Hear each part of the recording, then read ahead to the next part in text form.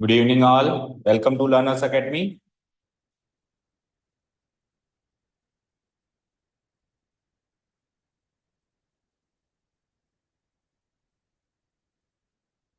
So we are at question number 6 of exercise 1.1, right? This is exercise 1.1 और उसकी हमने शायद दो क्लासेस अभी कवर करी हैं इससे पहले। दो क्लासेस में हमने 5 क्वेश्चंस कवर करे। वो दोस 5 questions were the most important questions, क्योंकि उसी से एक्सरसाइज को कैसे करना है वो सीखा हमने, राइट? अब बाकी एक्सरसाइज सेम फ्लो में चलेगी। इसमें कुछ एक क्वेश्चंस इक्विवेलेंस क्लास के हैं, उसको अभी छोड़ते हुए चलेंगे। ठीक है, इक्विवेलेंस क्लास का क्वेश्चन जैसे कि ये है, ठीक है, जैसे कि ये है, इसको एक बार इनके क्वेश्चन को छोड़ते हुए चलेंगे, क्योंकि ये टॉपिक अभी तक हमने इंट्रोड्यूस नहीं किया है। ये टॉपिक एक बार इंट्रोड्यूस करते हैं, उसके बाद ये एक दो क्वेश्चन बचते हैं। ठीक है, बाकी क्वेश्चन कर लें एक बार। चलो, लेट्स सी क्वेश्चन नंबर 6। सारा रिवाइज्ड है अब तक का सारा? ओके, वैसे बहुत इजी है। टाइप्स ऑफ रिलेशंस हम पढ़ रहे हैं, रिफ्लेक्सिविटी चेक करनी है, सिमेट्रिसिटी चेक करनी है और ट्रांजिटिविटी चेक करनी है। ठीक है, show that the relation R in the set 1 2 3। ये लो साहब, फाइनाइट सेट है। फाइनाइट सेट दिखते ही मन में ख्याल आता है कि बहुत ही सरल सा क्वेश्चन रहेगा ये। Given by R equal to this. अच्छा, रिलेशन में ऑर्डर्ड पेयर भी दो ही है। अब देखो, रिलेशन में कई बार एक्चुअल रिलेशन क्या है ऑर्डर्ड पेयर के फर्स्ट और सेकंड एलिमेंट में वो देता है, जैसे कि x comma y such that x equal to कुछ भी वाई माइनस वन, इस तरीके से रिलेशन देता है। और कई बार रिलेशन ऐसे ना देकर सीधे सीधे रोस्टर फॉर्म में दे देता है। ठीक है, तो इस बार शर्त क्या है वो नहीं बताई उसने। उसने सीधे सीधे ऑर्डर पेयर दे दी। ओके, अब कुछ भी शर्त रह सकती है, समझ गए? इस symmetric but neither reflexive not transitive. इससे सरल क्वेश्चन क्या होगा? ये तो मेरे हिसाब से एक्सरसाइज का पहला क्वेश्चन होना चाहिए था। आपको रिलेशन भी खुद ने ही बना के दे दिया। आप साबित करो कि ये सिमेट्रिक है, रिफ्लेक्सिव नहीं है, ट्रांजिटिव नहीं है।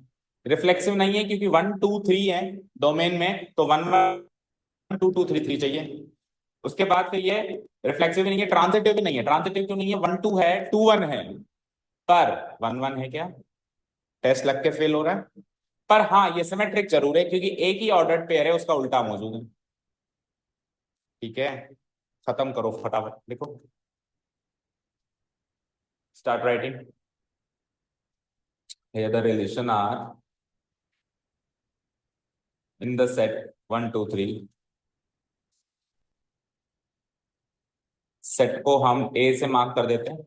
Set A equal to 1 2 3 is given bye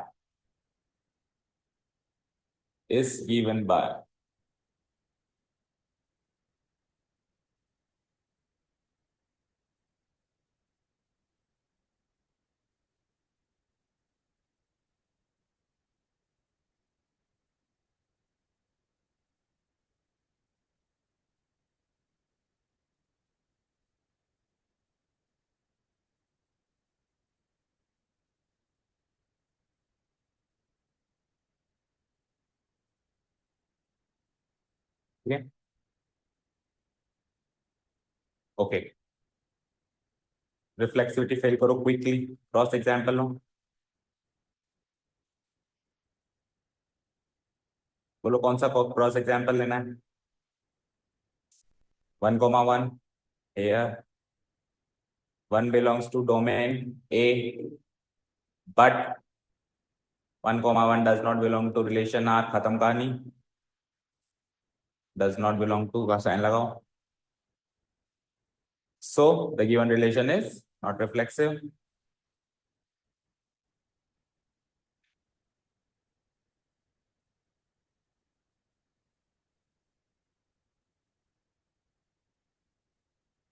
not reflexive।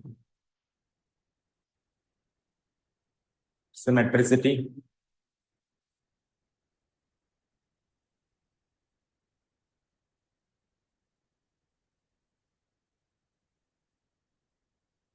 symmetricity पास है ना?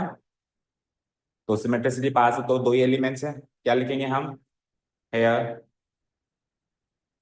1 और 2 दो एलिमेंट्स यूज हुए हैं वहां पे। Belongs to domain A and 1 2 1 both of them belong to relation R। so the given relation is symmetric।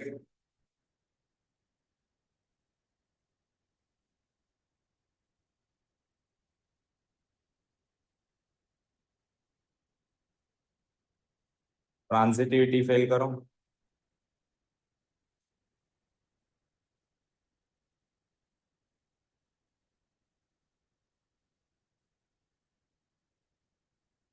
Transitivity fail करेगा। Hair 1 2 1 2, बस दो ही एलिमेंट से उसने बॉर्डर पेयर बनाया, तीसरा है नहीं, तो उसी को ही लेंगे फिर हम। हेयर 1 2 बिलोंग्स टू वही डोमेन ए, एंड 1 2 2 1 है, 1 1 नहीं है, मतलब ये लाइन लिखो पहले तो। 1 2 2 1 तो है, belongs to relation R, but does not belong to relation R. खत्म कर, so the given relation is not transitive. फिर फिर अपन को एक्स वाई लेना पड़ता, क्योंकि फिर एक एग्जाम्पल पे काम नहीं चलता ना।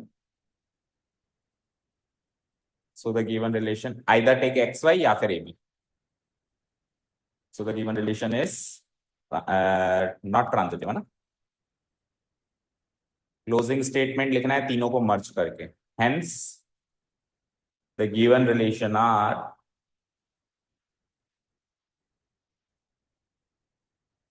इज, क्वेश्चन में से कॉपी पेस्ट करो, symmetric,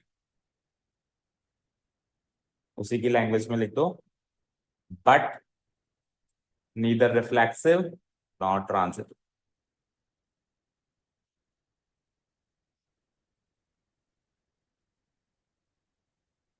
nor transitive, full stop. Show करना था तो प्रूव्ड भी लिखो नीचे।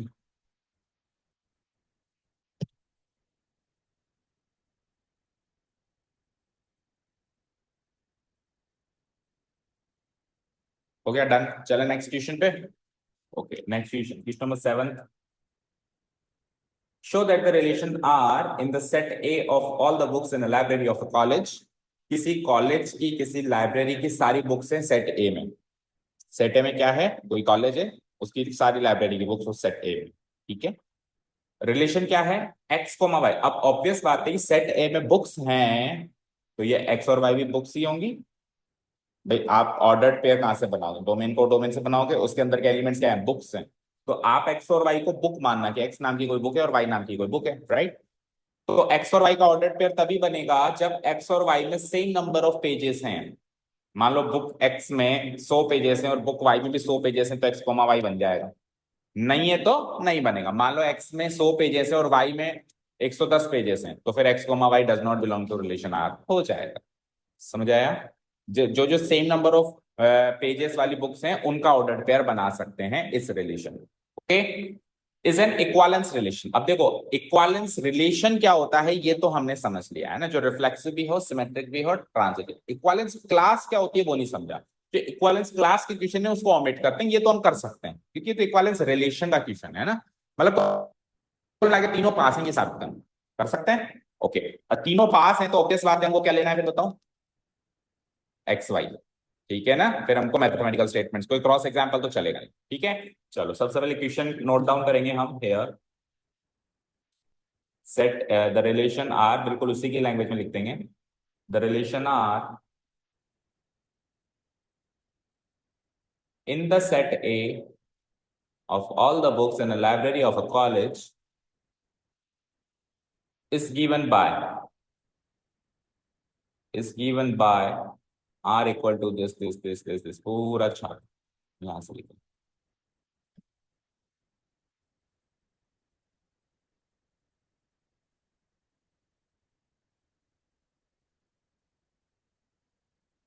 मेरा मैसेज टाइम पे मिल गया था ग्रुप में, नहीं देखा था, नहीं देखा था।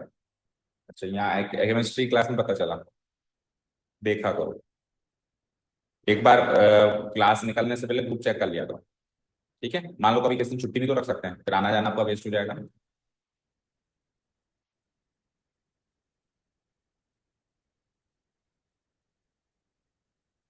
क्वेश्चन इंट्रोड्यूस हो गया।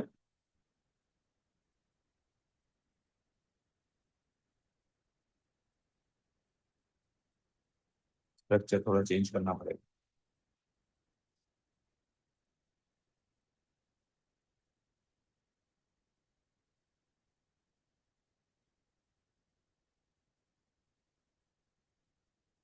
लिख लिया। Here the relation R in the set A of all the books in the library of a college is given by R equal to this यहां से ये इंट्रोड्यूस हो गया क्वेश्चन।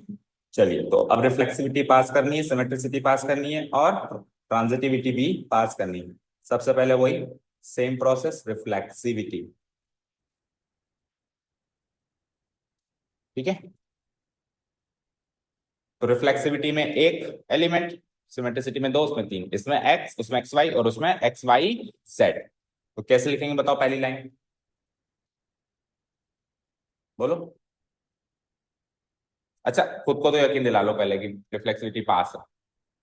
बताओ, सेम सेम डबलेट वाला ऑर्डर पेयर बनेगा नहीं बनेगा? X comma x relation R में आएगा? बोलो, आएगा। क्योंकि उसको कैसे बुक्स चाहिए जिनमें सेम नंबर ऑफ पेजेस हैं, तो एक्स का एक्स के साथ तो बनेगा ही बनेगा, क्योंकि बुक ही सेम है तो सेम नंबर ऑफ पेजेस तो होंगे ही होंगे।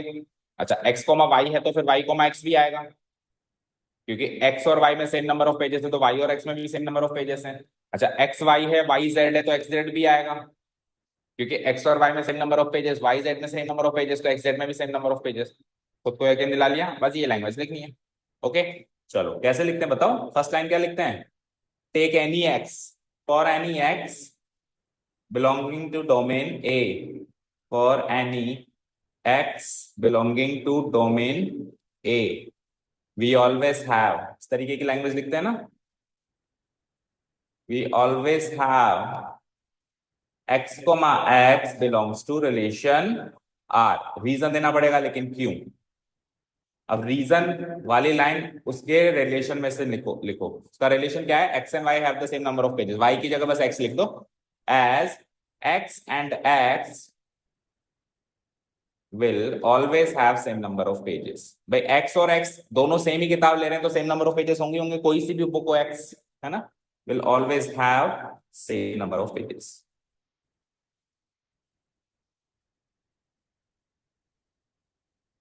So the relation R is reflex, so the given relation R is reflexive। Okay, चलें सिमेट्रिसिटी पे।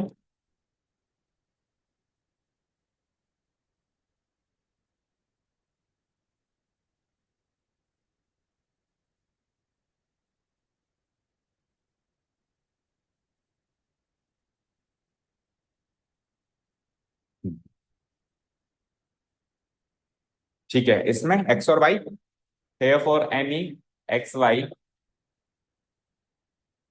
for any x and y belonging to domain A।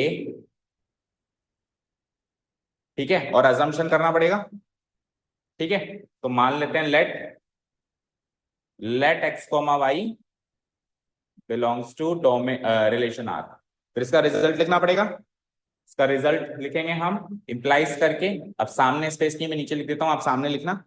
Implies, इसका result क्या आएगा, x and y have same number of pages.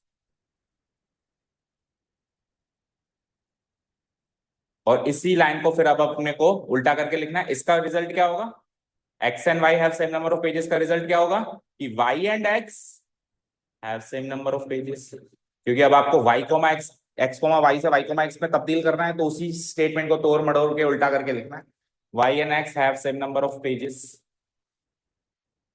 और जब हम ये statement लिख पा रहे हैं कि y and x have same number of pages, तो इसका मतलब क्या है कि y comma x belongs to relation R. तो साहब x comma y belongs to relation R से शुरू करके y comma x belongs to relation R पे खत्म कर पा रहे हैं, इसका मतलब रिलेशन आर है जो है वो सिमेट्रिक है। So the given relation R is symmetric. करो खत्म।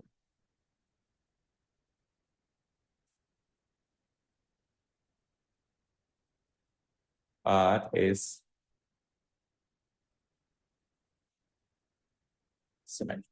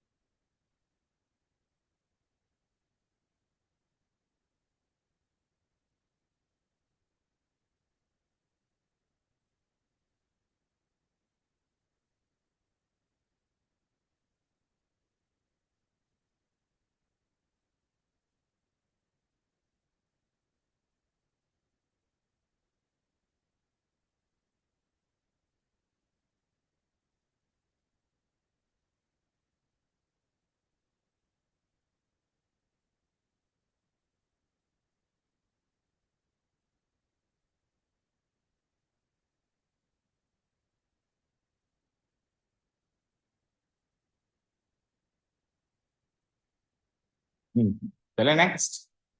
रिफ्लेक्सिविटी हो गया, सिमेट्रिसिटी हो गया, next is transitivity.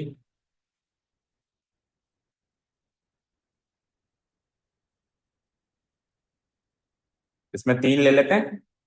Hair for any x y z belonging to domain A. अब इसमें दो असम्पशन करने पड़ेंगे। Let x comma y belongs to relation R. उसका रिजल्ट क्या होगा जो पीछे लिखा? क्या रिजल्ट आया इसका? Implies x and y have same number of pages. इसको स्टेटमेंट नंबर वन। फिर y comma z again let कर देते हैं अपन। Again let y comma z belongs to relation R। इसका result y and z have same number of pages.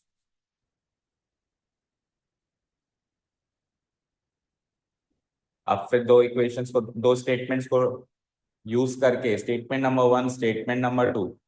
ठीक है, statement one कहता है एक्स और वाई में सेम नंबर ऑफ पेजेस हैं, स्टेटमेंट टू कहता है वाई और जेड में सेम नंबर ऑफ पेजेस हैं। तो फ्रॉम वन एंड टू क्या कह सकते हैं कि एक्स और जेड में सेम नंबर ऑफ पेजेस हैं। So from statement 1 and 2 we get, from 1 and 2 we get क्या स्टेटमेंट मिलेगा? X and Z have same number of pages। और X और Z में सेम नंबर ऑफ पेजेस है, उससे क्या लिख सकते हैं? इंप्लाइज, उससे क्या लिख सकते हैं? X comma Z belongs to relation R। तो ये दोनों अज्यूम करके ये रिजल्ट निकाल पाए, that means relation R is transitive. So the given relation R is transitive।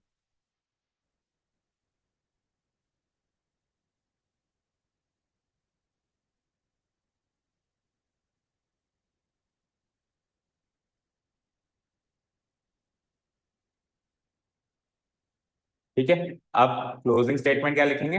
उसका सवाल किस फॉर्म में था कि साबित करो ये इक्वालेंस रिलेशन है ना, तो हम लिखेंगे हेंस, ऊपर लिख रहा हूं मैं, the given relation, the given relation R is reflexive comma symmetric and transitive, and so it is an equivalence relation। It is an equivalence relation। Proved।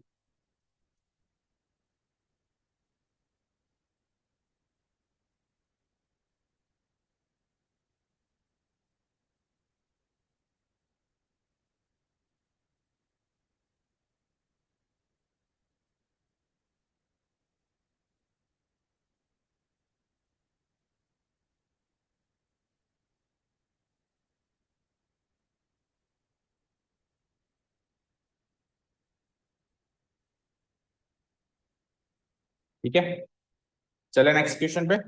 अब इसी पैटर्न के अगर कुछ कुछ क्वेश्चंस और हैं तो वो देख लेते हैं, जैसे सेम नंबर ऑफ पेजेस, जैसे सेम नंबर ऑफ स्टूडेंट्स। तो पूरी एक्सरसाइज में एक बार स्कैन करते हैं इस टाइप के और क्वेश्चन है क्या, क्योंकि उनका प्रेजेंटेशन सेम रहेगा।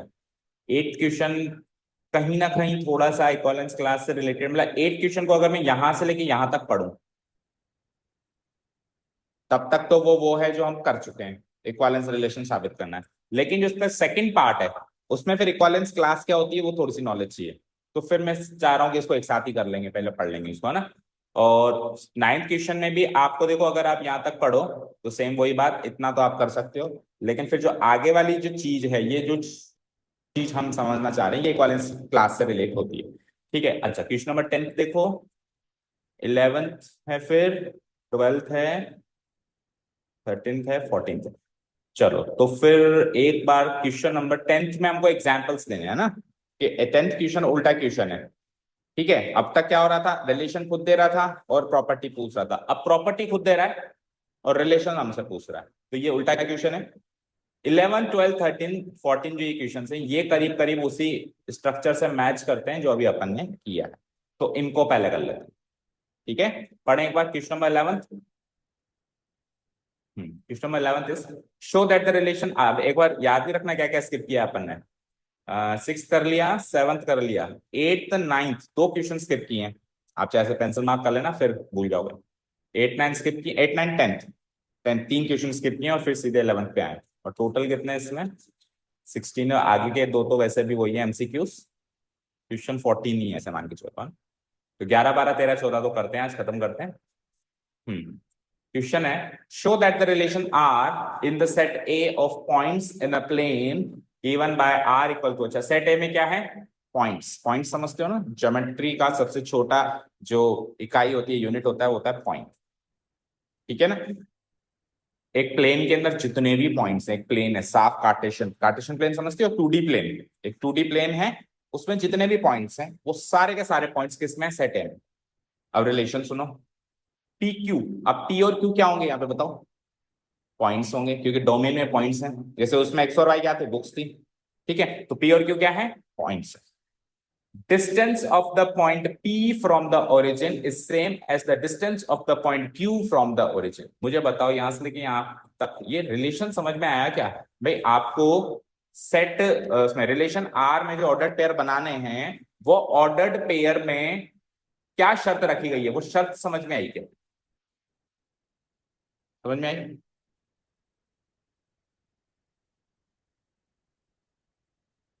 बोलो दक्ष, समझ में आई, बताओ समझा सकते हो।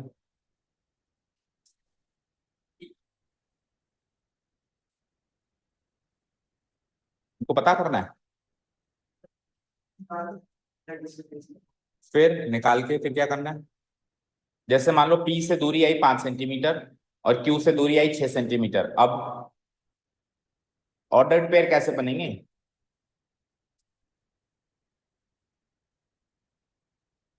ऑर्डर्ड पेयर कैसे बने,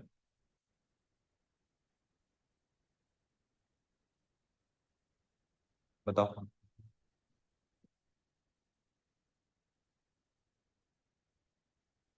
आप बताओ विधि। P की उससे दूरी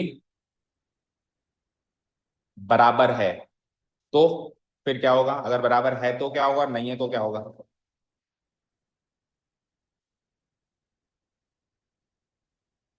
अगर बराबर है तो इन दोनों पॉइंट्स का ऑर्डर्ड पेयर बनेगा, और बराबर नहीं है तो नहीं बनेगा। फॉर एग्जाम्पल मान लो कि ये है हमारा 2D प्लेन, ये है ओरिजिन O, अब इसमें बहुत सारे पॉइंट्स हैं P Q R S T U V। अब मान लो कि इस पॉइंट से ओरिजिन की दूरी ये है, इस पॉइंट से ओरिजिन की दूरी ये है। अब अगर ये दूरी बराबर है तब तो इसका और इसका ऑर्डर पेयर बनेगा रिलेशन में, और नहीं है तो नहीं बनेगा।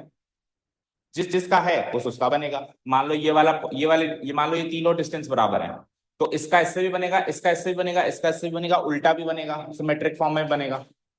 लेकिन ये दूरी और वो दूरी छोटी बड़ी है, तो फिर इन दोनों का नहीं बनेगा। तो उन पॉइंट्स का ऑर्डर पेयर बनाना है जो ओरिजिन से बराबर की दूरी पर हैं, समझ गए। ओके, तो वो same number of books, same number of pages वाले क्वेश्चन की तरह इसको खत्म कर सकते हैं ना। बताओ, अगर मैंने पॉइंट पी क्यू की जगह पी पी ले लिया, तो पी तो एक ही पॉइंट है ना, तो उसकी दूरी ओरिजिन से ऐसे पहले वाले पी पे नापो दोबारा नापो तो बराबर ही निकलेगी ना। तो पी कोमा पी हमेशा होगा। दूसरा, अगर पी कोमा क्यू है तो फिर क्यू कोमा पी भी होगा, क्योंकि पी और क्यू की ओरिजिन से दूरी बराबर है, तो क्यू और पी की भी तो ओरिजिन से दूरी बराबर होगी। और अगर पी क्यू है और क्यू आर है तो फिर पी आर भी होगा। सेम अभी जो हमने सवाल किया उसकी तरह इसको हम खत्म कर सकते हैं। ठीक है, फटाफट खत्म करो। फिर 12 13 14 भी सेम उसी पैटर्न पर है। सबसे पहले रिलेशन लिखो, here the relation R, the relation R in the set A of points in the plane given है। थोड़ा सा लेंदी जरूर है बट बहुत इजी है। यहां से यहां तक ये है हमारा क्वेश्चन इंट्रोडक्शन, डन कर लोगे। स्टार्ट करूं मैं, रिफ्लेक्सिविटी। बताओ क्या स्टेप्स होंगे, क्विकली बताओ। पास करना है, बताओ। Here for any P belongings to domain. अब देखो, कभी कभी हम थोड़ा सा बता भी सकते हैं, जैसे ये पी यहाँ पे पॉइंट है, तो मैं पॉइंट भी लिख दूं तो थोड़ा सा और एक्सप्लेनेटरी हो जाएगा। For any point P belonging to domain, और ना बताएंगे तो भी चलेगा, बता देंगे तो अच्छी बात है भाई। हम सेट ए में क्या है, पॉइंट्स हैं, जैसे पिछली बार बुक था तो हम बुक भी मेंशन कर सकते थे, for any book x, right, for any point P belonging to domain A. फिर आगे वी ऑलवेज हैव, बताओ, P comma P belongs to R, we always have P comma P belongs to relation R. ठीक है, because reason क्या लिखेंगे, as points P and P, अच्छा हाँ उसमें से लिखोगे है ना, distance of the point P from the origin same. जरूरी नहीं हम बिल्कुल वही सेम लाइन लिखें, हम चाहे से छोटे चाहो तो भी कॉपी पेस्ट कर सकते हो। ठीक है, अभी देखो मैं थोड़ी सी छोटी लाइन लिखने की कोशिश करता हूं उससे। As points P and P, जब पॉइंट्स ही सेम है, are the same points, are the same points and hence and are equidistant from the origin. खत्म बात। इक्विडिस्टेंट का मतलब होता है इक्वल डिस्टेंस पे होना फ्रॉम द ओरिजिन। भाई पॉइंट्स ही सेम है तो ओरिजिन से सेम दूरी पे होना ही है। खत्म। So the given relation R is,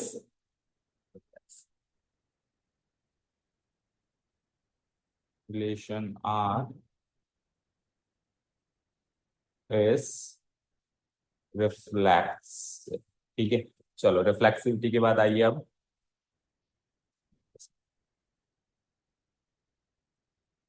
बाकी तीन क्वेश्चंस भी फिर इसी लैंग्वेज में कॉपी पेस्ट मतलब मॉडिफिकेशंस कर लेंगे, सेम ही है सारे, है ना। सिमेट्रिसिटी में हम दो पॉइंट्स लेंगे, जैसे एक पॉइंट लिया तो यहाँ पे क्या लेंगे, दो, पी और क्यू ले लेंगे, है ना। हियर फॉर एनी पॉइंट्स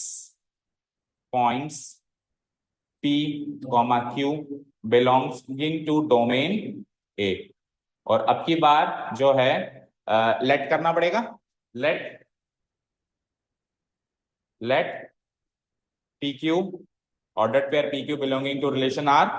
ठीक है, अब इसका रीजन और रिजल्ट, इसका रीजन नहीं लिखेंगे, इसका क्या लिखेंगे, रिजल्ट। जब हम लेट करते हैं तो रिजल्ट लिखते हैं, जब हम लेट नहीं करते हैं तो रीजन लिखते हैं। जैसे इधर कोई लेट नहीं चला था तो ये रीजन था, अब यहाँ पे हमने माना है, तो माना है तो उसका रिजल्ट, तो इसका रिजल्ट क्या निकलेगा बताओ, वही same, P and Q implies p points p and q are equidistant from the origin, are equidistant from the origin। उसका रिजल्ट उल्टा करके लिखो इसी बात को, points q and p are equidistant from the origin, और फिर उसका रिजल्ट, यस, उसका रिजल्ट हो जाएगा q comma p belongs to relation. ठीक है, अब इसको, ये मेरे पास स्पेस की थोड़ी कमी रहती है तो मैं ऐसे लिखता हूँ, बाकी इसको आप थोड़ा सा अरेंज ढंग से करना है। ये वाली लाइन उसके सामने उसका रिजल्ट देखो, उसके सामने उसका रिजल्ट, और उसके सामने उसका रिजल्ट, तो ये ऐसे फ्लैश होता है, यहाँ से शुरू किया है यहाँ पर। ठीक है, so the given relation R is symmetric, result लिख लेंगे हम। So the given relation R is symmetric. ठीक है, ओके, ट्रांजिटिविटी पे चलते हैं।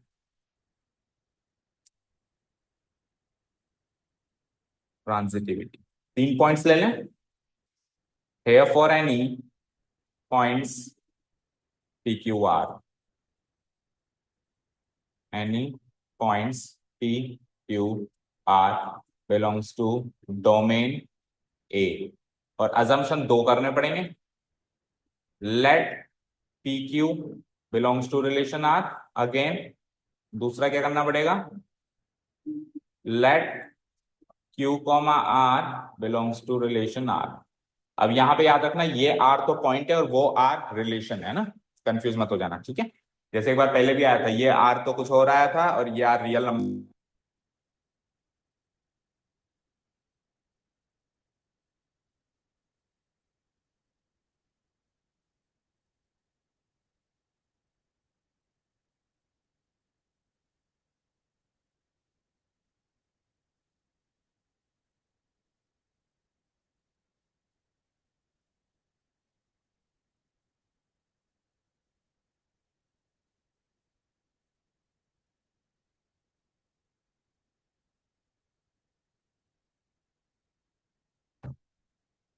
R equidistant from the origin, statement number 1। और इसका result, points Q and R are equidistant from the origin. Fine. This will be my statement number 1 and this will be my statement number 2. Now from first and second we get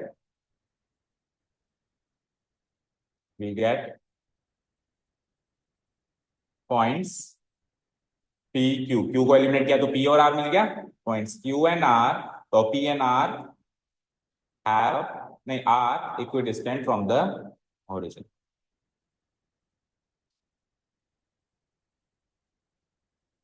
From the origin और फिर उसका result implies, उसका result P comma R belongs to relation R. Done. So basically क्या किया, ये दोनों assumption करके ये प्रूव की, ठीक है। So the given relation R is transitive और फिर क्लोजिंग स्टेटमेंट भी जाएगा नीचे, वो का वही जो पिछले क्वेश्चन में लिखा, कॉपी पेस्ट मार देंगे,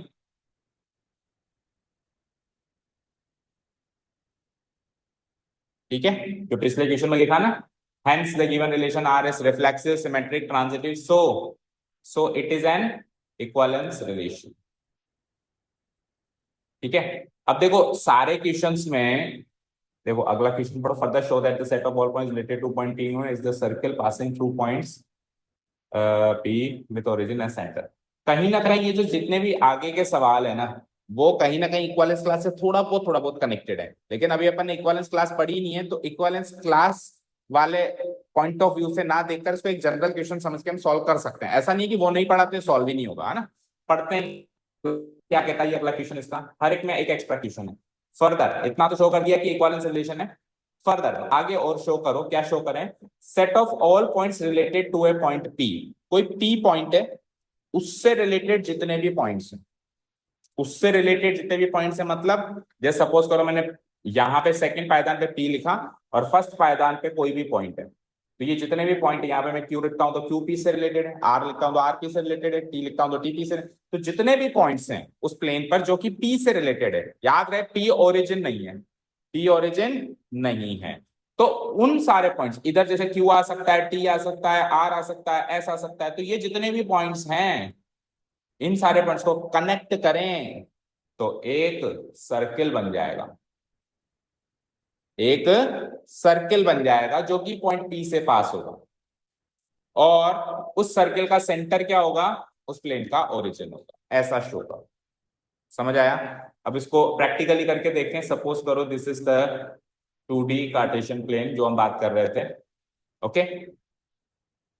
अब P जो है वो ओरिजिन तो नहीं है, तो ओरिजिन मतलब कुछ और है, लेट्स से ओरिजिन O है, तो P कहीं पर भी है बट ओरिजिन पे नहीं है, तो P मान लो यहाँ है। अब P से O की दूरी ये दिख रही है आपको, तो अब P से रिलेटेड जो पॉइंट्स सोचने हैं आपको, वो इसी दूरी पे सोचने हैं जो इतनी दूरी पर है। जैसे एक और पॉइंट ले लिया मैंने Q, अब अगर ये सेम दूरी पर है तो ही ये P से रिलेटेड है। लेट्स से मैंने एक और पॉइंट ले लिया R, अगर ये भी सेम दूरी पर है ओरिजिन से तो ही ये P से रिलेटेड है। तो आपको वो सारे पॉइंट्स लेने हैं जो P से रिलेटेड है, दैट मीन्स ओरिजिन से बिल्कुल उनकी दूरी उतनी होनी चाहिए जितनी की P की दूरी है। तो अगर हम ऐसे पॉइंट्स छांटने लग जाएं तो चेक करो, एक सर्कल बन रहा है, बोलो, इमेजिन करो, और ये जो सर्किल बन रहा है ये सर्किल भी P से पास हो रहा है, और इस सर्किल का जो सेंटर है वो ओरिजिन है, बस यही साबित करना है। अब साबित क्या करना है, स्टेटमेंट्स में लिख के खत्म करना है। ठीक है, समझ में तो आ गया ना? ओके, अब कैसे खत्म करेंगे हम इसको, क्या सवाल है एक बार फिर से पढ़ते हैं। Show that the set of all points related to a point P and P is not equal to origin is the circle passing through the point P with origin as centre. देखो कैसे खत्म करेंगे इसको। Now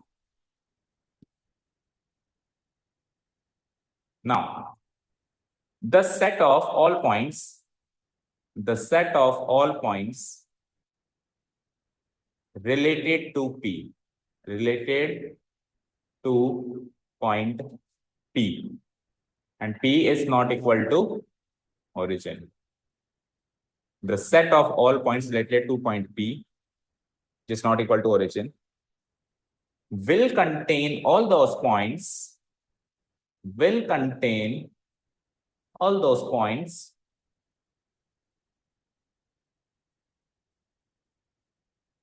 will contain all those points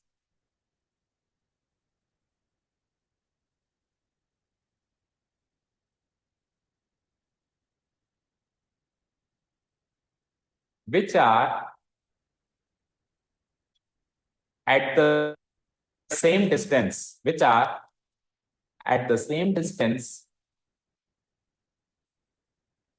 from the origin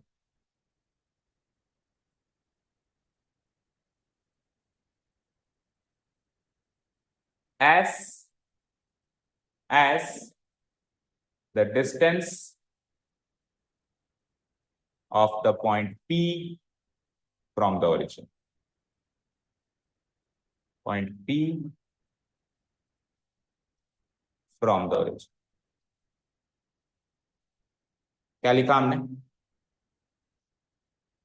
वो सारे points का set बनाया जो P से रिलेटेड है, तो उस सेट में क्या कंटेन होगा, वो सारे पॉइंट्स कंटेन होंगे जो कि ओरिजिन से उस सेम डिस्टेंस पर हैं जितनी डिस्टेंस पर पॉइंट P है।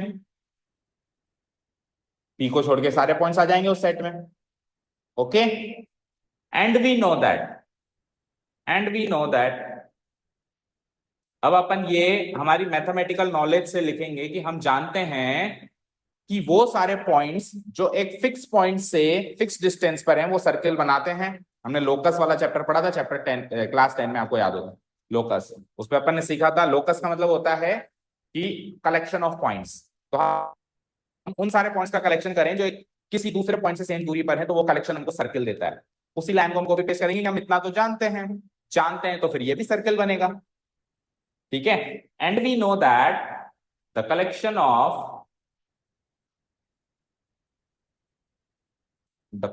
ऑफ एक तरीके से सर्कल की डेफिनेशन देनी है, the collection of all those points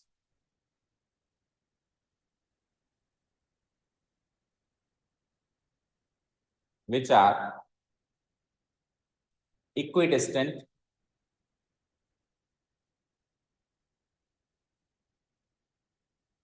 from a fixed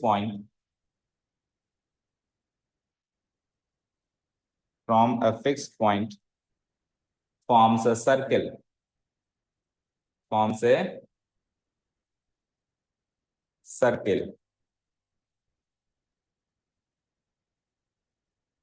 whose center is that fixed point. That fixed point. ठीक है, सो अब फिर क्वेश्चन में से प्रूव कर दो लाइन लिख के। सो क्या क्वेश्चन था, show the set of all points related two point P is a circle passing through P with origin as center। ये लाइन कॉपी पेस्ट कर देंगे। सो क्या लिखेंगे बताओ, सो द दिख रहा है,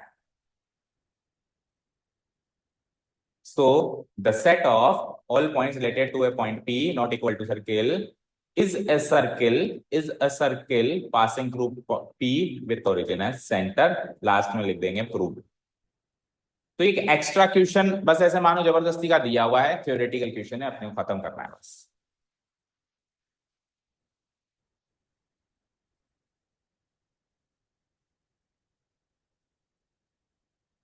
डन। अब बस लैंग्वेज चेंज कर करके 12 13 14 फटाफट से खत्म करते हैं, समझते हैं और लैंग्वेज चेंज करनी है। बाकी सब में यही है कि इक्विवेलेंस रिलेशन है सारे के सारे, और सब में फिर एक एक्स्ट्रा क्वेश्चन, जैसे इसमें ये वाला एक्स्ट्रा क्वेश्चन था, उसमें कुछ और है, उसमें कुछ और है, उसमें कुछ। चलें क्वेश्चन नंबर 12 की ओर चलते हैं। Question number 12 is show that the relation are show that the relation are defined in the set A। ये लो साहब, सेट ए में अब ट्राइंगल्स हैं, पहले पॉइंट्स थे, अब क्या है, ट्राइंगल ही ट्राइंगल है, triangle ABC, triangle PQR, triangle XYZ, triangle ये, ट्राइंगल वो, बहुत सारे ट्राइंगल्स। ठीक है, अब ट्राइंगल में से अलग अलग ट्राइंगल लेके ऑर्डर पेयर बनाने, तो यहाँ पे T1 T2 दो ट्राइंगल ले लिया हमने, ये ट्राइंगल्स है ना, तो आप उन्हीं दोनों ट्राइंगल्स के ऑर्डर पेयर बना सकते हैं अगर T1 T2 से सिमिलर है। अब सिमिलैरिटी ऑफ ट्राइंगल समझते होंगे, जो सेम शेप के होते हैं, समझते हो ना, क्लास 10 में पढ़ी है ना सिमिलैरिटी ऑफ ट्राइंगल्स, जिसकी शेप सेम होती है, साइज डिफर कर सकता है लेकिन शेप सेम होनी चाहिए। ठीक है, तो अगर सिमिलर ट्राइंगल्स हैं तो उस ऑर्डर पेयर में आते हैं, अदरवाइज नहीं आएंगे। ठीक है, अब ऐसे करके अगर अपन ऑर्डर पेयर बनाने लगे हैं तो वो रिलेशन रिफ्लेक्सिव, सिमेट्रिक और ट्रांजिटिव होगा। पहली बात तो वो की वही साबित करनी है, इज एन इक्विवेलेंस रिलेशन, और फिर उसके बाद ये एक्स्ट्रा क्वेश्चन है, उसको फिर बाद में देखेंगे। ठीक है, मुझे बताओ T1 का T1 से ऑर्डर पेयर बन जाएगा, क्यों बनेगा, क्योंकि जब ट्राइंगल ही सेम है तो हर ट्राइंगल खुद से तो सिमिलर होगा। T1 का T2 से अगर है तो T2 का भी T1 से होगा, क्योंकि T1 T2 से सिमिलर है तो T2 भी T1 से सिमिलर है। नेक्स्ट चीज, अगर T1 T2 है, T2 T3 है, तो T1 T3 भी होगा। होगा, फटाफट से खत्म करते हैं इसी लैंग्वेज में इसको फिट करके कहीं। फॉर एनी पॉइंट की जगह क्या कर देंगे, ट्राइंगल।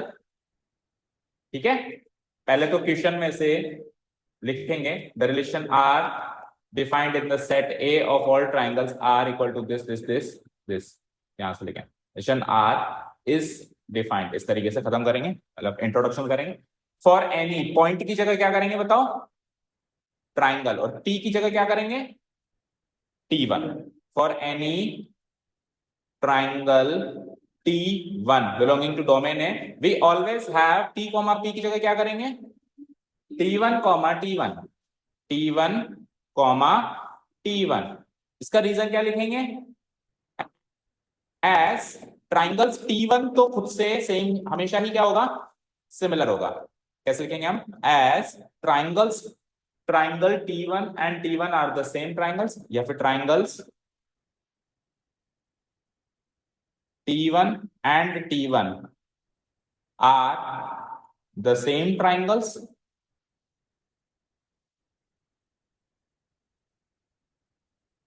ठीक है ना, and are similar to each other. ठीक है, या फिर चलो इससे भी इजी लैंग्वेज लिखते हैं, देखो इस तरीके से लिखेंगे, triangle T1 is similar to itself, बात खत्म। ट्राइंगल T1 खुद से सिमिलर होगा ना, T1 ये दूसरा भी खुद ही तो है, तो triangle T1 is similar to itself. और ज्यादा इजी लैंग्वेज होगी, कुछ भी लैंग्वेज लिख सकते हैं, समझाने की बात है बस, है ना, कुछ फ्रटी रटाई बातें नहीं फिक्स करनी है। ठीक है, ट्राइंगल्स मत लिखो, फिर ट्राइंगल लिखो, एक ही ट्राइंगल है तो triangle T1 is similar to itself. Okay, reflexive हो गया, आगे चलो। For any points P Q की जगह क्या लेंगे, ट्राइंगल्स T1 और T2, triangles T1 and T2 belonging domain है, और अजम्पशन क्या करेंगे, पी क्यू की जगह और QP की जगह बताओ, T1 कॉमा T2।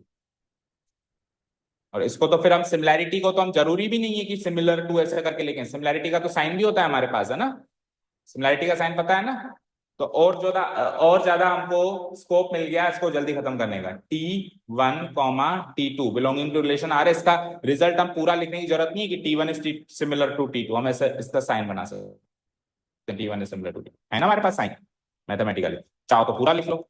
ठीक है, इसका रिजल्ट अगर T1 T2 से सिमिलर है तो उसका result T2 is similar to T1, right, और उसका result T2 comma T1 belong to relation R, उसका रिजल्ट हो जाएगा T2 comma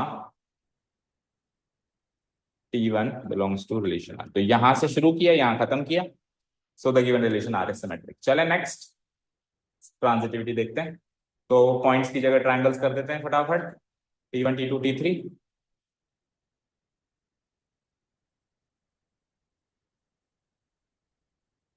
T1 T2 T3 belonging to domain है। अजम्पशन दो करने पड़ेंगे आपको, T1 T2 T2 T3, और उससे साबित क्या होगा, T1 T3। T1 comma T2 T2 comma T3, साबित क्या होगा, T1 कॉमा T3। रिजल्ट्स में T1 सिमिलर टू T2 है ना, T2 सिमिलर टू T3, और फिर उसका result T1 similar to T3। Okay, इसका रिजल्ट है T1 is similar to T2, statement number 1। T2 is similar to T3, statement number 2। From 1 and 2 साबित क्या होगा, T1 is similar to T3। अगर triangle 1 triangle 2 से सिमिलर है, 2 3 से similar है, तो पहला भी तीसरे से सिमिलर होगा। मैथमेटिकल कॉमन सेंस को यूज करें तो we get T1 is similar to T3। खत्म कहानी। अच्छा, इसका एक्स्ट्रा क्वेश्चन पढ़ लें फटाफट, क्या है देखते हैं। क्या है, इस तरीके से ही होगा कुछ। देखो क्या है, consider 3 right angle triangles. 3 right angle triangle सोचो। T1 पहले की साइड है 3 4 5, T2 दूसरे की साइड है 5 12 13। देखो 3 4 5 का ट्रिपलेट होता है ना, 3 स्क्वायर प्लस 4 का square equal to 5 square, right angle triangle है, पता चल रहा है। 5 square plus 12 square equal to 13 square, ये भी राइट एंगल ट्राइंगल है। और 6 square plus 8 square equal to 10 square, ये भी एक राइट एंगल ट्राइंगल। ठीक है, which triangles among T1 T2 T3 are related. और सरल सवाल है, कुछ साबित नहीं करना, बताना है आपको। तो T1 T2 T3 में से कौन सा ट्राइंगल किस ट्राइंगल से रिलेटेड है, ये आपको बताना है। 3 राइट एंगल ट्राइंगल्स है हमारे पास, चेक करके बताओ, कैसे बताओगे।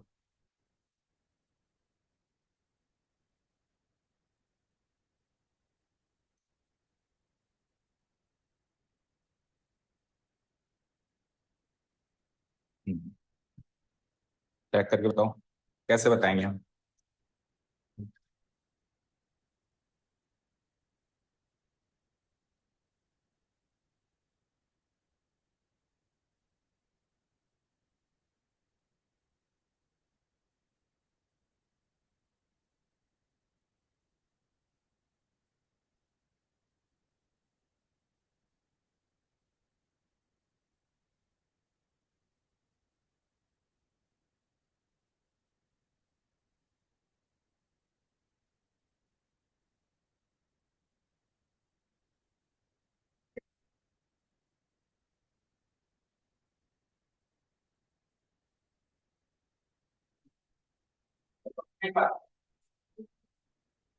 T1 T3 से रिलेटेड है।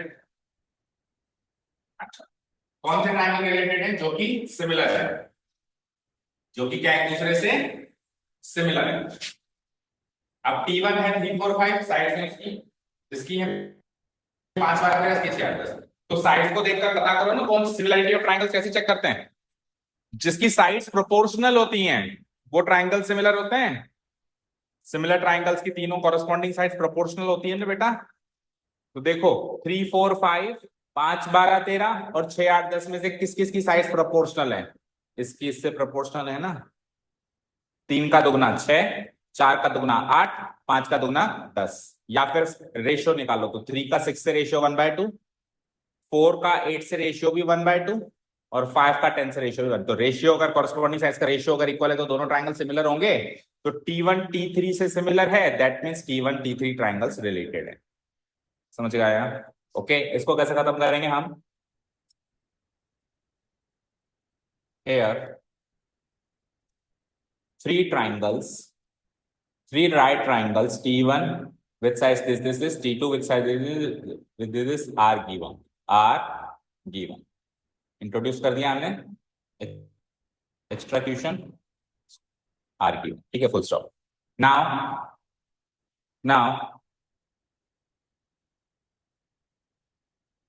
we know that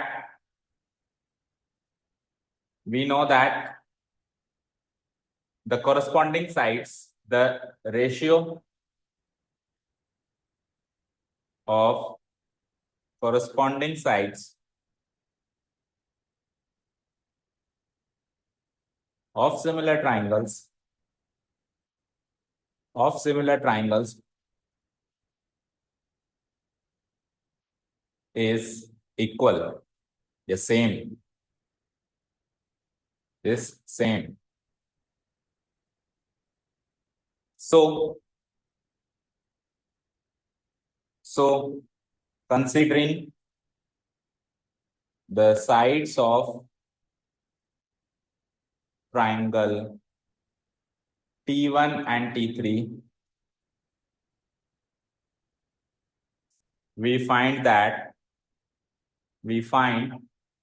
की साइड्स का रेशियो देखो 3/6 और दूसरी कॉरस्पॉन्डिंग साइड क्या है 4/8, तीसरी कॉरस्पॉन्डिंग साइड क्या है 5/10 और सबकी कॉरस्पॉन्डिंग साइड्स का रेशियो वही आ रहा है 1/2 1/2 1/2। ठीक है। सो triangle T1 is similar to triangle T3, hence triangles, फिर बताओ कौन सा ट्राइंगल किससे रिलेटेड हुआ, T1 T3 से हुआ, बस T3 भी तो T1 से हुआ, उल्टा ऑर्डर पेयर भी बनेगा ना, बनेगा नहीं बनेगा, तो कैसे लिखेंगे हम, triangles T1 and T3 are related to each other, दोनों एक दूसरे से रिलेटेड। ठीक है भाई, एक ऑर्डर पेयर अगर आप बना के आ रहे हो ना इसमें T1 comma T3 belonging to relation R, तो गलत है, T3 कॉमा T1 भी रिलेशन आर में आएगा। समझ गए? ओके, चलें अगले क्वेश्चन पे। Okay, let's go to the next question, 13th one. पढ़ते हैं पहले क्या है। Show that the relation R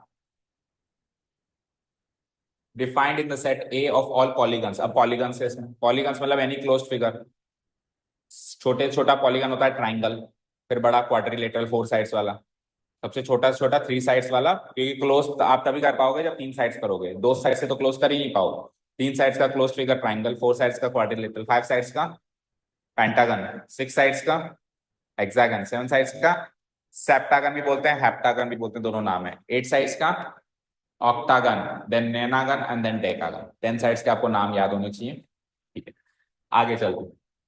तो सेट ए है जिसके अंदर सारे पॉलीगन्स हैं, नहीं आएगा, क्योंकि सर्किल जो है साइड्स, सर्किल के अंदर साइड्स नहीं होती। Polygon is a closed figure bounded by some number of sides. Okay, ठीक है। हाँ, सेट ए के अंदर सारे पॉलीगन्स, इसमें क्वाड्रिलेटरल भी है, इसमें ट्राइंगल भी है, पेंटागन भी है, हेक्सागन भी है, डेकागन भी है, सारे हैं। अब उसमें 2 पॉलीगन है P1 P2, वो ऑर्डर पेयर कब बनाएंगे, जब उनकी सेम नंबर ऑफ साइड्स होगी। इतना सरल क्वेश्चन, वही सेम नंबर ऑफ पेजेस से कनेक्ट कर लो ना, खत्म कहानी। ठीक है, सेम नंबर ऑफ पेजेस से खत्म कर सकते हैं इसको होमवर्क मार्क कर दें। सेम नंबर ऑफ पेजेस वाले क्वेश्चन में सेम नंबर ऑफ पेजेस की जगह सेम नंबर ऑफ साइड्स लिख देना, और उसमें बुक्स थी, इसमें पॉलीगन्स हो गए। ठीक है, तो यहां तक का पार्ट मेरे हिसाब से आप इजीली कर दोगे। एक्स्ट्रा क्वेश्चन पढ़ लेते हैं इसका ना। एक्स्ट्रा क्वेश्चन क्या है, what is the set of all elements in A related to right angle triangles T with sides 3 4 5। समझ आया क्वेश्चन? पढ़ो, फिर से पढ़ो।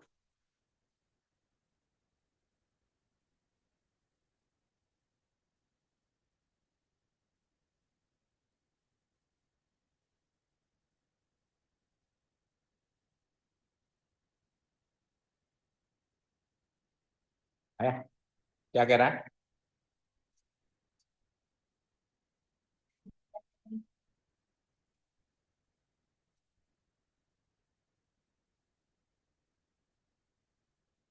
सेट ए में जो एलिमेंट्स हैं, सेट ए के एलिमेंट्स का एक और सेट बनाओ।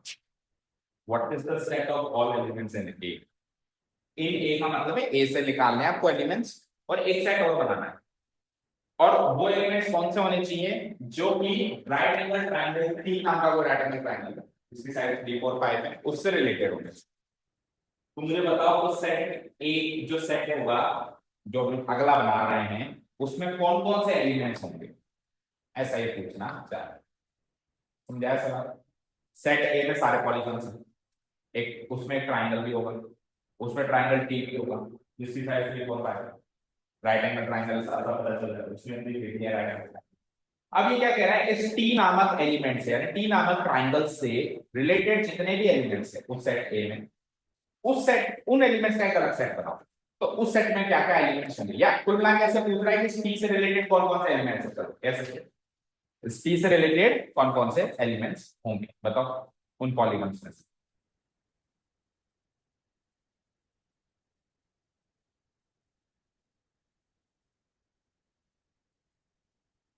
तो होगा ही खैर, ठीक है अगला। देखो जब अपन उससे रिलेटेड होने की बात करते हैं तो एक बार उसको छोड़ देते हैं, इससे रिलेटेड है मतलब दूसरे एलिमेंट बताओ जो उससे रिलेटेड है। हम्म, बताओ, इतना मुश्किल है क्या। सिमिलर ट्राइंगल्स होंगे इसमें जो 3 4 5 के कोरस्पॉन्डिंग साइड्स में आते हैं, ऐसे कहना चाह रहे हो। अभी पिछले क्वेश्चन में बैठे हो, रिलेशन क्या है हमारा, क्या हमारा रिलेशन सिमिलैरिटी पर बेस्ड है, किस पर बेस्ड है, सेम नंबर ऑफ साइड्स पर बेस्ड है। तो उस सेट में दुनिया के सारे ट्राइंगल्स होंगे ना।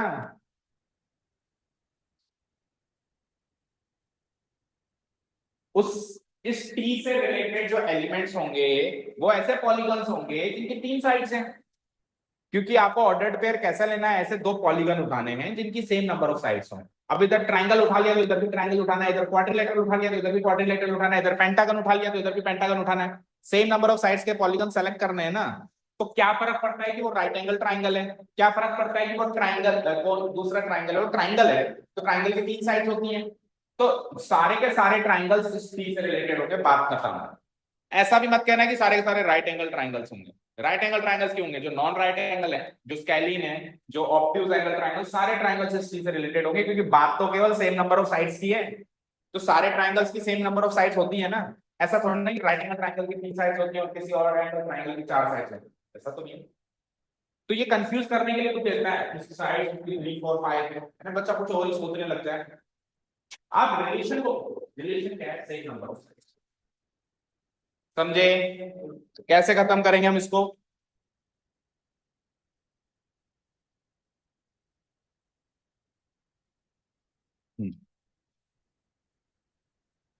बहुत आसानी से खत्म करेंगे, देखो ऐसे लिखेंगे हम इसको, वो इक्वालेंस तक तो कर ही दोगे है ना। Now the set of all elements in A related to the right angle triangle T which size is this is a set of all triangles, बात खत्म।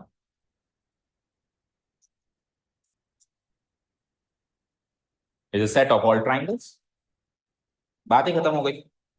इसमें ये भी मत लिखो कि right angle triangles, all triangles, क्योंकि सेम नंबर ऑफ साइड्स है ना। चाहो तो रीजन लिख लो इसके आगे, as all triangles have as all triangles have same number of sides। ये लो, हम कुछ भी क्वेश्चन कर रहे हो उसने जो शर्त रखी है ना उसको नहीं भूल सकते। हमारा सारा क्वेश्चन इसी शर्त के इर्द गिर्द रिवॉल्व होता है। और एक और चीज समझाऊं मैं आपको, कभी भी रिलेशन वाले क्वेश्चन में या फंक्शन भी आएगा आगे आने वाले टाइम में, तो उसमें जब कभी भी आप अटक जाओ ना, स्टक हो जाओ कि यार ये समझ क्यों नहीं आ रहा, क्या करूं, समझ नहीं आ रहा, क्या लिखूं क्या लिखूं, तो एक बार वापस शर्त पढ़ लिया करो। कहीं ना कहीं सारा एक्सप्लेनेशन उस शर्त के इर्द गिर्द ही तो रिवॉल्व करेगा। ठीक है, ओके, उसको नहीं भूलना है। खत्म करें। 14th क्वेश्चन देखो क्या है।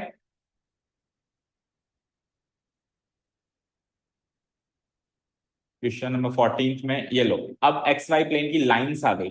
पहले पॉइंट्स आए थे, फिर ट्राइंगल्स आए थे, फिर पॉलीगन्स आए थे। अब कोई एक्स वाई कार्टेशियन प्लेन है बेटा, ठीक है। सेट का नाम भी अब की बार ए नहीं है, एल है, एल फॉर लाइन, ठीक है। और रिलेशन का नाम आर है जैसे होता है। इन एल में डिफाइन है, यानी from L two L, set L से, लाइंस के सेट से लाइंस के सेट पे डिफाइन है। कैसे डिफाइन है, L1 L2 दो लाइंस ले लेना, ऐसी लाइंस लेनी है जो एक दूसरे से पैरेलल। पैरेलल लाइन समझते हो ना, क्या होती है पैरेलल लाइंस बताओ। जिसके बीच की डिस्टेंस हर एक पॉइंट पे इक्वल होती है, उनको बोलते हैं पैरेलल लाइंस। और फिर इसलिए वो एक दूसरे से कभी इंटरसेक्ट भी नहीं होती है ना, ऐसा सीखा हम। हालांकि अभी 3D आएगा ना हमारे, तो 3D में हम सीखेंगे कि पैरेलल लाइंस भी इंटरसेक्ट हो जाती है, नई बात सीखेंगे। ठीक है, अभी आने दो, बहुत टाइम बाकी है अभी उसमें, उससे पहले तो अभी कैलकुलस से गुजर के जाना है। ठीक है, तो अभी के लिए तो ये याद रखो पैरेलल की जो भी आपने बेसिक डेफिनेशन याद रखी। ठीक है, खत्म करो। तो बताओ, रिफ्लेक्सिव होगा ना, हर लाइन खुद से पैरेलल होगी। अब देखो यहाँ पे फिर वही बात हो गई, कॉन्ट्राडिक्शन आ गया। बताओ, हर लाइन खुद से पैरेलल होगी क्या?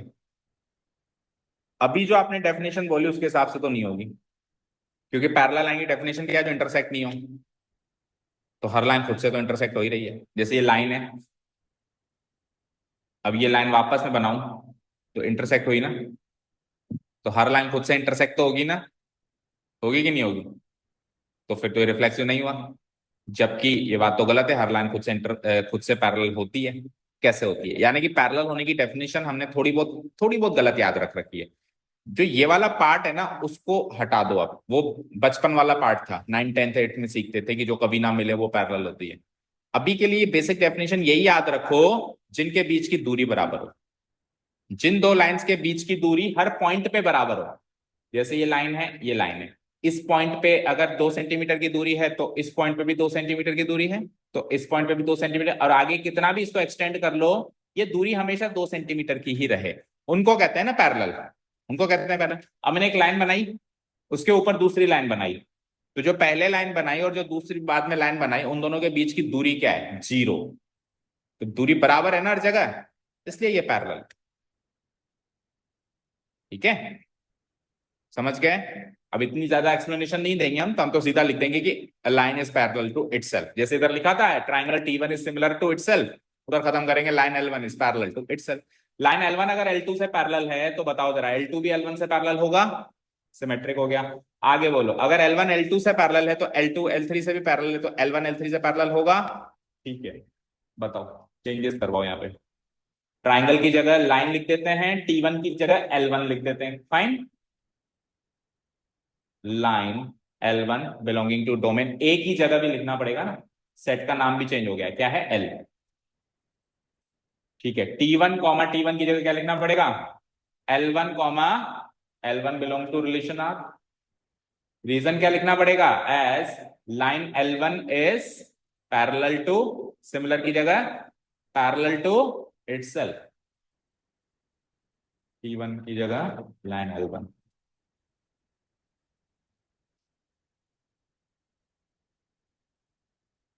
L1 is parallel to itself. Okay, खत्म हो गया, रिलेशन आर रिफ्लेक्सिव हो गया। सिमेट्रिसिटी में क्या करेंगे? ले लो दो लाइंस, अजम्पशन करना पड़ेगा।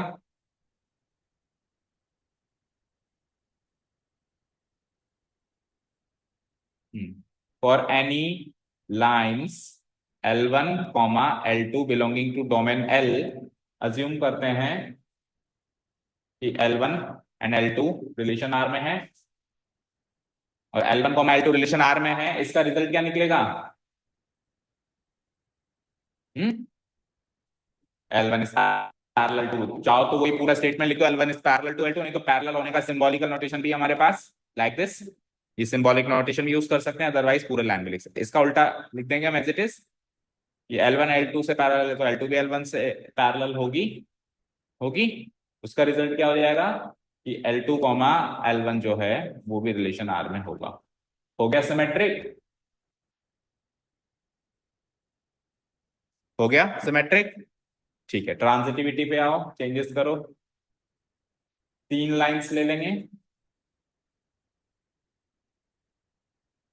For any lines L1 L2 L3 belonging to domain A.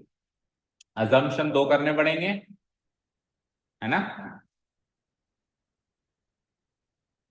L1 L2 वाला और L2 L3 वाला। रिजल्ट्स क्या निकलेंगे?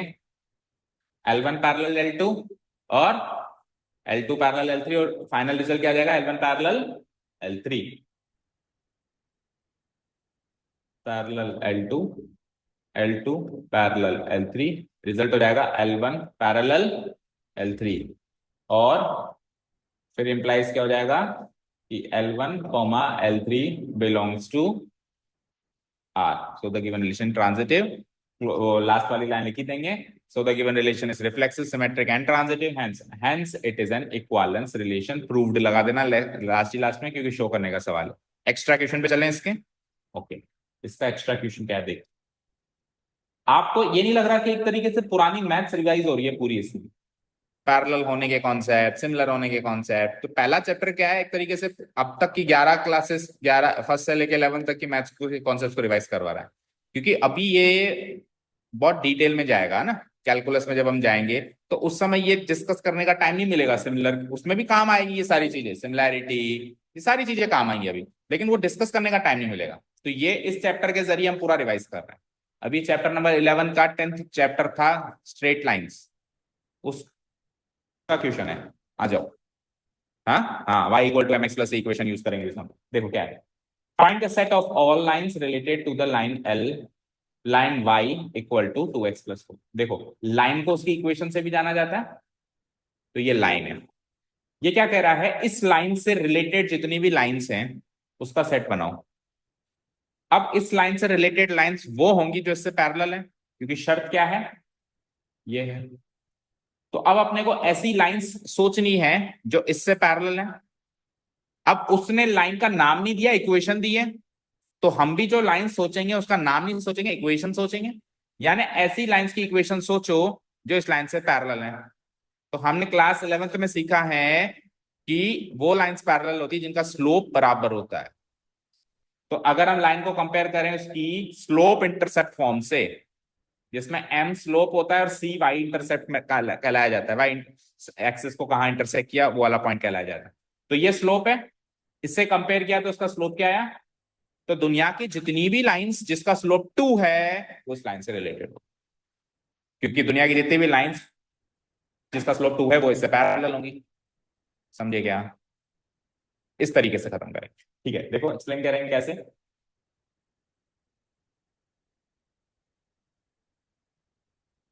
Now a line a line is given as y equal to 2x plus 4। ये लाइन गिवन है। Comparing it with comparing it with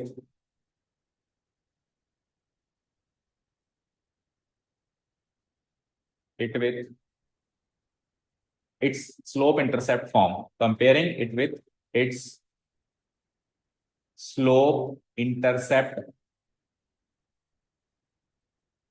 form, that is slope intercept form लिख देते हैं हम। क्या है slope intercept form, y equal to mx plus c।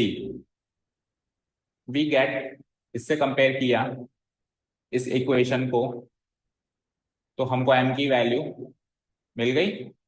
We get slope m equal to 2, compare करके slope m equal to 2 मिल गया। Now we no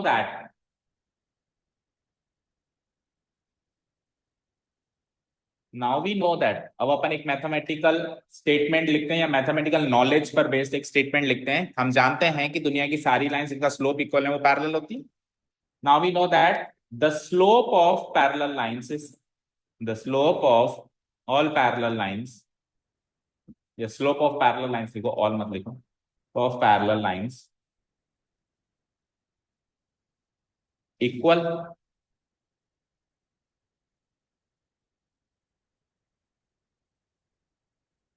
so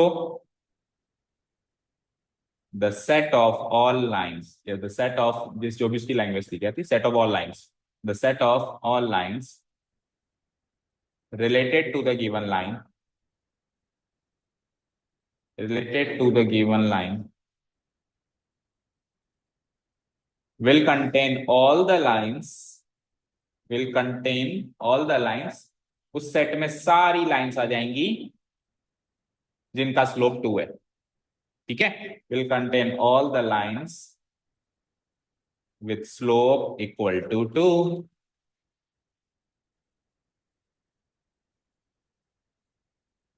That's it. समझ आया? ठीक है, तो करीब करीब हमने एक्सरसाइज वाइंड अप कर दी है। अब अपने को केवल और केवल वो क्वेश्चंस करने हैं, देख लेते हैं एक बार क्या क्या बचता है, जो कि इक्विवेलेंस क्लास पर बेस्ड है। अब देखो, इक्विवेलेंस क्लास जब मैं आपको समझाने जाऊंगा ना, तो कॉन्सेप्ट तो समझने में मुश्किल लगेगा कि यार ये क्या ही नई चीज आ गई। जब हम सवाल करेंगे ना, तो इतना ज्यादा भारी नहीं है ना सवाल। मतलब एक तरीके से आपको एक चीज बताऊं, मैं इक्विवेलेंस क्लास बिना पढ़ाए भी ये सवाल करवा सकता हूं। मतलब हमारी नॉलेज अभी तक की भी सफिशिएंट है इसे 8 to 9 की।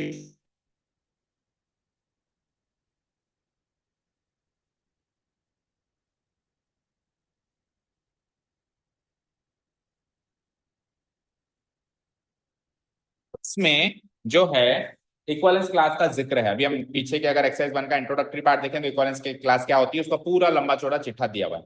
तो इसीलिए हमको उसको पढ़ना जरूरी है, क्योंकि ये दोनों सवाल ना कि कुछ और सवाल आ जाए।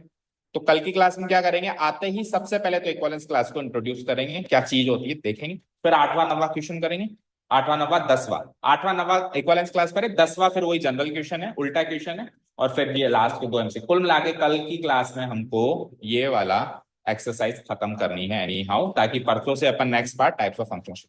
ओके, चलिए चलिए, thank you so much for listening to us, have a nice day, keep learning and